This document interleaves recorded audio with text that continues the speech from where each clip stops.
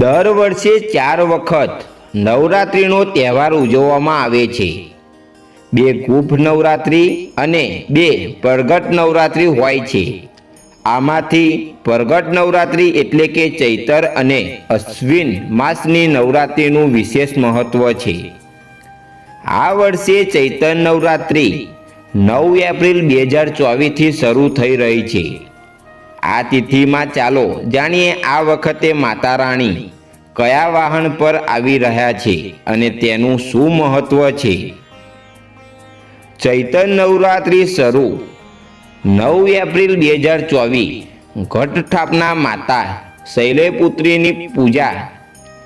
10 April 2024 માતા બ્રહ્માણીની પૂજા। 11 April 2024 માતા ચંદ્રઘાટની પૂજા।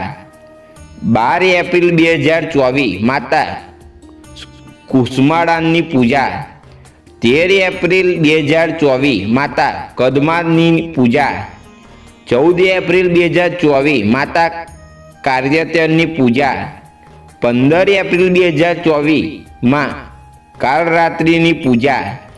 16 April 2024 માતા મહાગૌરીની પૂજા। 17 એપ્રિલ 2024 માતા સિદ્ધિદાત્રીની પૂજા। રામનવમી। નવરાત્રિ કયા દિવસે શરૂ થાય છે તેના પર મા દુર્ગાના વાહન નિર્ભર કરે છે। આ વખતે ચૈત્રી નવરાત્રિ મંગળવારે 9 એપ્રિલથી શરૂ થઈ રહી છે। આવી તિથિમાં દુર્ગાનું વાહન અશ્વ એટલે કે ઘોડા હશે।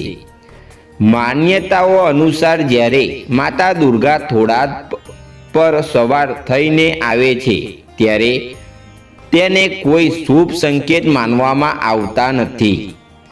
માનવામાં આવે છે કે જ્યારે પણ માતા રાણી ઘોડા પર સવાર થઈને આવે છે ત્યારે યુદ્ધની તિથિ સર્જાય છે।